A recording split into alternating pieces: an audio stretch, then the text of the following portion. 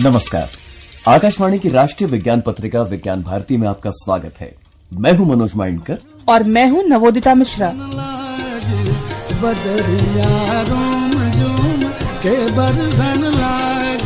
बारिश, खासतौर से पानी से संबंधित इतनी सारी बातें हुई।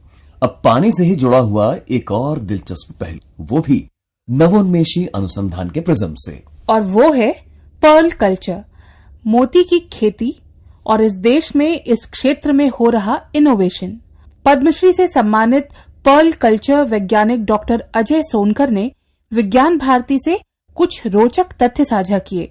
आइए सुने, एक बूंद एक मोती। ये क्या टेक्निक है, कैसे डिफरेंट है ये? एक्चुअली क्या होता है कि पर्ल कल्चरिंग ऑपरेशन में एक पर्टिकुलर बॉडी का पार्ट होता है, इसे मेंटल बोलते हैं। वो जो है रोल प्ले करता है पर्ल फॉर्मेशन में या सेक्रीशन में। तो वो एक एनिमल से उस टिश्यू को, डोनर ऑयस्टर बोलते हैं उसको, उसमें से निकाल लेते हैं और उसकी ग्राफ्टिंग दूसरे ऑयस्टर्स की बॉडी में सर्जरी करके कर देते हैं और साथ में एक सेल बीड न्यूक्लियस ट्रांसप्लांट कर देते हैं। तो ये जो मेंटल है वो ग्रो करके उस न्यूक्लियस को इन्वेलप कर लेता है और फिर concentric thin microlayers get deposited all around the foreign body. वो न्यूक्लियस के ऊपर वो फॉर्मेशन होने लगता है, बहुत कंसेंट्रिक लेयर्स, और वही पर्ल बन जाता है। फिर एक गेस्टेशन पीरियड के बाद उसको सर्जरी करके वो निकाल लेते हैं। लेकिन हमको ये चीज मंजूर नहीं था कि ऑयस्टर्स को मारा जाए उसके मेंटल के लिए। जैसे 10 सर्जरी करेंगे तो एक ऑयस्टर्स को किल करना पड़ेगा उसका मेंटल लेने के लिए। तो हमने देखा कि हमें कुछ फ्री पर्ल्स, नेचुरल पर्ल मिले थे।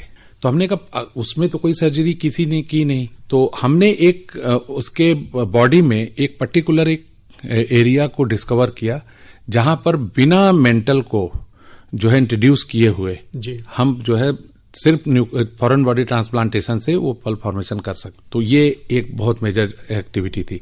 तो ये तो एक बड़ा मानवीय पहलू है जो आपकी टेक्निक में है। वैसे भी ऑयस्टर जो होता है, जो ये ऑयस्टर कल्चर, ये प्रो एनवायरमेंटल जो है एक्टिविटी है। अच्छा। जो ऑयस्टर्स होते हैं ये फिल्टर फीडर होते हैं। Apart from this pearl culturing operation and all, अगर इसकी सिग्निफिकेंस को हम एनालाइज करें तो ये फीडिंग करते वक्त एक अकेला ऑयस्टर 96 लीटर के आसपास पानी को ये प्यूरिफाई कर देता है। It can retain particle as small as 2 micron, denitrifies the water, मतलब नाइट्रोजन हटा देता है। जितने हार्मफुल पोल्यूटेंट्स हैं, इवन हैवी मेटल का जो इन्फ्लुएंस होता है वाटर में, उसको भी ये एकम्युलेट कर देता है। तो पानी इतना शुद्ध हो जाता है कि दूसरी प्रजातियों के लिए जो है वो जीवनदायी हो जाता है। इसलिए ऑयस्टर बहुत कीमती जीव है और मुझे उसके लिए बहुत रिस्पेक्ट रहती है। इसलिए मैं सोचता था कि पर्ल ना बने, लेकिन ये नहीं मरना चाहिए। तो क्या अब ये टेक्निक जो आपने डेवलप की और देशों में, खासतौर से जापान की मैं बात करूं, क्या वहां फॉलो कर रहे हैं इसको? हमने तो बहुत से लोगों को सिखाया, फिर वो मोर्टेलिटी उनके यहाँ बहुत है। तो अब जहां पर भी हमारी टेक्नोलॉजी गई वहां मोर्टेलिटी ना के बराबर है। तो जापान कंपीट करने की स्थिति में नहीं रहे क्योंकि 60% एनिमल तो उनके सर्जरी कारण मर जाते हैं। तो they had to adopt our certain technology. कह सकते हैं एक बड़ी उपलब्धि है ये अपने देश की और आपकी। अच्छा, ये मोती का साइज कैसे आप डिसाइड कर लेते हैं? आपने 42 mm का गणेशा, हाँ गणेशा हमने बनाया था टीरिया पेंगुइन में, गोल्ड कलर के, बहुत खूबसूरत। कैसे वो हमने पहले उसमें क्या किया था, एक न्यूक्लियस को जो है हमने कार्व किया था सेल में। अच्छा। गणेशा शेप में। उसके बाद उसको उसके मेंटल से इंट्रोड्यूस किया और जब वो उसके कांटेक्ट में आ गया तो उस जगह के मेंटल को एक्टिवेट कर दिया जो है बायोमिनरलाइजेशन प्रोसेस से, और फिर उसको हटा लिया जो न्यूक्लियस था। तो उसी प्रोपोर्शन में उसने सेक्रेट कर दिया और वो ग्रो करके गणेशा बना दिया। ये जो टिश्यू कल्चर पे आपने काम किया, आपके इलाहाबाद की लैब भी है जहां, इसमें क्या आपके फ्यूचर प्रोजेक्ट्स हैं, किस पे आप काम कर रहे हैं? एक्चुअली क्या है कि मेरा सारा ऑपरेशन तो मेरीन पे है, मैं अंडमान में काम कर रहा हूं। हमारे ही कैंपस में पॉन्ड भी है, लैब भी है। तो बहुत समय से मैं टिश्यू कल्चर पे स्टडी कर रहा था। तो राइस यूनिवर्सिटी से मैंने जो है जेनेटिक कोड पे एक स्टडी की थी उस समय कि कैसे जो है DNA and genetic code operate होती है। तो उसमें मुझे जीन एक्सप्रेशंस के बारे में पता चली थी कि जो भी सेलुलर एक्टिविटी होती है बॉडी में या किसी भी तरह की बायोलॉजिकल एक्टिविटी हमारे बॉडी में होती है, उसके लिए कोई जीन रिस्पॉन्सिबल होता है। तो मैं इसको स्टडी करना चाहता था कि जीन एक्सप्रेशंस किस तरीके से काम करते हैं। तो मैं अपनी ही विधा में कर सकता था, अपने ऑयस्टर्स के साथ मैंने एक्सपेरिमेंट किए। तो हमने फिर ये प्रिज्यूम किया कि जितने भी जीव हैं धरती पे वो समुद्र से ही आए हुए हैं बेसिकली। तो ये ऑयस्टर्स के अंदर भी कोई ना कोई वो जीन जरूर होगी जो ब्लैक पर्ल के लिए रिस्पॉन्सिबल होती है, लेकिन ये एक्सप्रेस नहीं होती। तो उससे डिकोड करने के बाद मार्गरेटी फेरा से ये पता चल गया।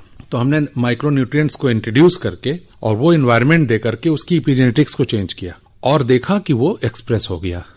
और हाँ, और उस फ्रेश वाटर में ब्लैक कलर का पल्प मिला, आप कापर गोल्ड और ब्लैक कलर का पल्प बन गया उसमें। तो इसके पीछे मकसद ये है कि अगर हम जीन को जो है कस्टमाइज कर पाए तो किसी भी एनिमल में, ह्यूमन में किसी भी एक्टिविटी को रोका या एक्सप्रेस कराया जा सकता है।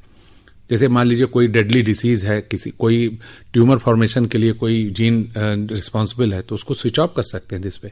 और जैसे आपने सुना होगा कि ज्यूरिख यूनिवर्सिटी के जेनेटिक मेडिसिन डिपार्टमेंट ने मेरे साथ जो एक टाई अप किया हुआ है, तो वो उनको पल्स में इंटरेस्ट नहीं है, वो इस जीन एक्सप्रेशंस को के मैथिलेशन और जिस तरह हम उसको कस्टमाइज करते हैं उस टेक्नोलॉजी में इंटरेस्टेड हैं, क्योंकि वो उसमें फ्यूचर देख रहे हैं कि फ्यूचर में जो थेरेपेटिक साइंस है वो इससे पूरी तरह बदल जाएगी। तो ये टिश्यू कस्टमाइजेशन या जीन को कस्टमाइज करने से, जीन एक्सप्रेशन का कस्टमाइजेशन जी। तो ये तो एक बहुत बड़ी उपलब्धि है मानवता के लिए।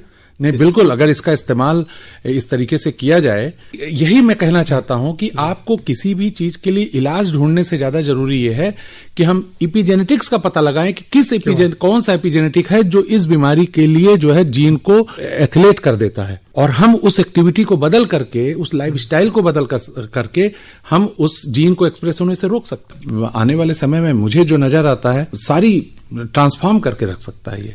और अभी भी पर्ल कल्चर टेक्नोलॉजी, पूरी दुनिया बोल रही है कि पर्ल कल्चर टेक्नोलॉजी को तो इन्होंने पूरी तरह बदल दिया, ट्रांसफॉर्म हो गई। एक बूंद एक मोती, पद्मश्री से सम्मानित पर्ल कल्चर वैज्ञानिक डॉक्टर अजय सोनकर को आपने सुना।